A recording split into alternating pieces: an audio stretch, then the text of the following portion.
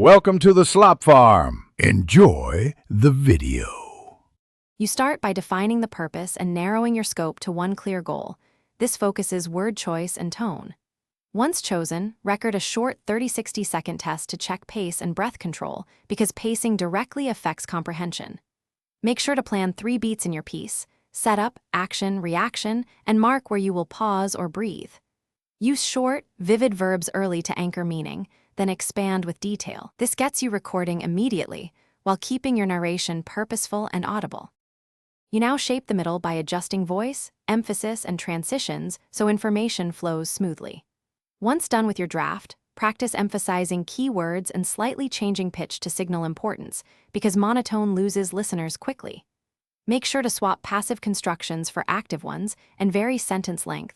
Short lines command attention, longer lines provide context.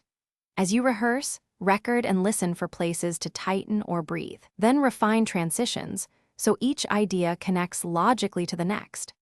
You complete the narration by delivering a concise ending that restates the main point and gives closure.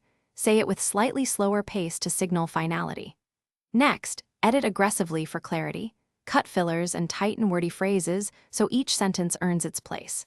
Make sure to test the final take on a real listener and adjust volume or pacing based on feedback. If problems persist, re-record only the problematic segments rather than the whole piece. This saves time and preserves natural flow.